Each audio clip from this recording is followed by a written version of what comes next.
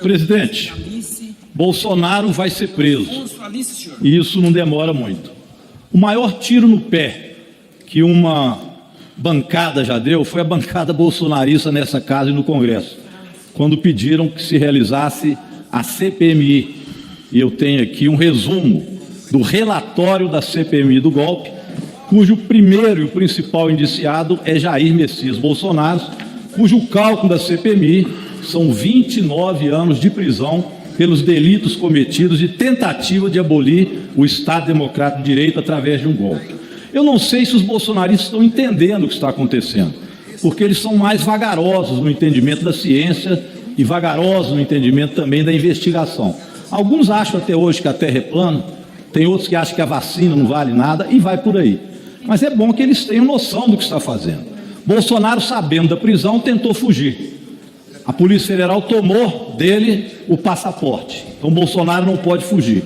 Então ele chamou mais um ato golpista agora para tentar demonstrar força e ameaçar o país novamente com atividades golpistas. Tem bolsonarista que está dizendo que vai lá. Eu estou torcendo para ver a lista de todos que vão lá. Estou torcendo para o governador Zema aí tirar a máscara, vestir a máscara do golpe, para que o Supremo saiba exatamente quem é o governador Zema. E assim vários deputados e deputadas desta casa também. Mas Bolsonaro agora pediu para não ir. A Polícia Federal disse, você tem que vir. A Polícia Federal já sabe de tudo, muito mais do que a CPMI. O Bolsonaro então diz, vou ficar calado. Por que ele está dizendo que vai ficar calado? Porque se ele falar, ele vai preso. Sabe quem vai falar também nesse dia? Anderson Torres. Você lembra de Mauro Cid, que já delatou tudo, que fez até que o passaporte de Bolsonaro fosse aprisionado? Pois então, Anderson Torres está dizendo que também vai na linha do Mauro Cid, deputado Arlindo Quinalha. Por isso o apavoramento de Bolsonaro. Outros irão falar. Vocês já ouviram dizer da Marília, que era aquela que era o braço direito do Anderson Torres na Justiça e depois veio para a Segurança Pública aqui em Brasília e que ajudou na desarticulação das forças de segurança para que os golpistas quebrassem aqui os três poderes? Ela também já avisou que vai falar. Na CPMI, nós já vimos isso tudo. Este roteiro de investigação da Polícia Federal vai além do que nós vimos e as provas que nós tínhamos aqui na CPMI. Ou seja, se Bolsonaro mentir ou cair em contradição no depoimento dele, corre o risco dele mesmo ficar fora do ato que ele está convocando. A prisão dele é iminente, não tem mais volta atrás. E é isso que justifica a histeria dos bolsonaristas nessa casa. Hoje estão mais caladinhos. Eu acho que começaram a compreender a situação. E aí a cortina de fumaça não tem mais jeito de ser feita. Mas isso, pessoal, não é perseguição nenhuma de ninguém. Isso é porque tentaram um golpe, e é preciso dizer isso. E arrancar do povo o direito de voto é arrancar a democracia. Isso nós não podemos permitir. Bolsonaro vai ser preso porque assim... Pois, deputado Rogério Correia, nós vamos então agora, numa rápida passagem pelo Rio Grande do Sul, o deputado Afonso Ram, logo em seguida, o deputado Alice Portugal e o deputado Gilvan. O mundo precisa reagir e denunciar o assassinato de 30 mil pessoas em Gaza. 30 mil pessoas já foram assassinadas. Estima-se que 12 mil crianças foram assassinadas.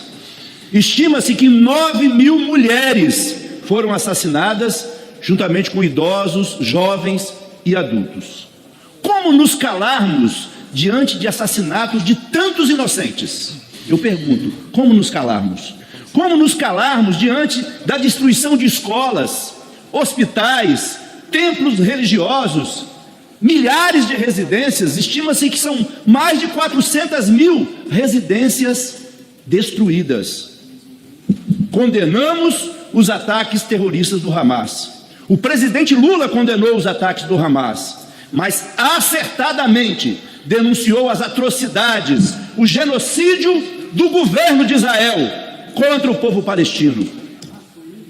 O presidente Lula falou contra a ação de um ditador chamado Netanyahu e não contra o povo de Israel. Não confundam Netanyahu com o povo de Israel. Não confundam. Ele é um ditador sanguinário. E não confundam o Hamas com o povo palestino. São coisas distintas. O presidente Lula falou contra a ação de um ditador e não contra o povo de Israel. respeitamos muito o povo israelense, respeitamos muito o povo palestino, mas não podemos tolerar o assassinato de 30 mil inocentes em Gaza. Uma demonstração de que o presidente Lula está certo é que, após ele defender o cessar-fogo imediato e a busca de paz no Oriente Médio, várias lideranças mundiais estão se posicionando pelo fim dos ataques do governo de Israel contra o povo palestino, contra mulheres, contra crianças e idosos que estão sendo assassinados. Austrália, Canadá, Nova Zelândia, Estados Unidos, o principal aliado de Israel, está defendendo o cessar-fogo. O príncipe William, rabinos judeus que também estão se posicionando a favor do pronunciamento do presidente Lula, porque é a favor da paz e contra um governo ditador de Netanyahu. Eu pergunto, foram assassinadas 30 mil pessoas em Gaza. Quantos terroristas foram assassinados? Eu pergunto, quantos terroristas foram assassinados? Mas eu quero perguntar também, quantas mulheres foram assassinadas? 12 mil mulheres foram assassinadas. Quantas mil crianças foram assassinadas? 9 mil crianças foram assassinadas. Então, o que nós estamos falando, como disse o representante do Vaticano, é uma carnificina. A denúncia não é contra o povo de Israel, é contra o presidente. É contra o governo ditador de Netanyahu, que não conta, inclusive, com apoio interno para fazer o que está fazendo. Vocês têm coragem de defender a carnificina, como disse o representante do Vaticano? Vocês têm coragem de defender esse governo de Israel, que está promovendo um genocídio contra o povo palestino? O bolsonarismo desrespeita a democracia. O bolsonarismo, que é essa extrema-direita, também desrespeita a religião.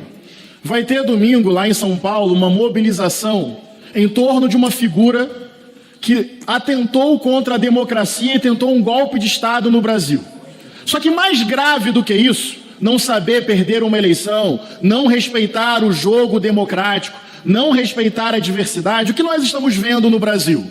A manipulação da fé, do sentimento religioso das pessoas para uma máquina de ódio, de mentira, de desinformação, de violência, de preconceito, de intolerância. Vê, por exemplo, o pastor Silas Malafaia, cada vez mais partidarizando o púlpito, bolsonarizando a igreja. Essa lógica separa famílias, essa lógica acaba com a comunhão na diversidade, essa lógica coloca fuzil como alguma coisa mais importante que pão partilhado, compaixão e misericórdia. É impressionante a manipulação do sentimento religioso para um projeto ideológico, fatal, violento, desumano, desamoroso. Eu fico lembrando de uma história bíblica de uma viúva pobre que foi ali ao altar dar a sua oferta para o serviço religioso, com bondade e verdade de coração. Parece que o que acontece em algumas igrejas, não é para generalizar, é pegar esse dinheiro ofertado com boa fé para financiar aquilo que não tem nada a ver com amar o próximo, chorar com quem está chorando, socorrer quem está sofrendo e partilhar o pão. É usar a bondade e até os recursos das pessoas para um empreendimento ideológico que não tem compaixão, que não tem misericórdia, que não tem amor. Eu sou o pastor Henrique Vieira. Para me candidatar, eu me filiei a um partido. Para me candidatar, eu me licenciei da minha própria igreja. Para me candidatar, eu não frequentei a minha igreja, porque eu respeito a autonomia, a liberdade dos meus irmãos e das minhas irmãs. Fé é para amar, fé é para servir, fé precisa ter relevância pública. Martin Luther King, Dom Helder, Irmã Dorothy, Mãe Bernadette, terreiro, igreja, fé, amor, compaixão, isso sim. Agora, usar a religião para transformar a tribuna em púlpito de ódio e o Estado numa doutrina fundamentalista, isso não em nosso nome. Chamo os irmãos, peço apenas mais 30 segundos, chamo irmãos e irmãos de fé, para que em nome da fé possam rejeitar esse projeto que manipula a fé. Fé não é para matar, fé não é para oprimir, nem para desrespeitar o outro. Que ela possa servir ao amor, à compaixão, respeitar a diversidade e a democracia. Sou pastor, estou no parlamento e não quero que o Brasil seja a extensão de uma religião. Quero justiça, solidariedade. Ok, saindo do Rio de Janeiro. Então,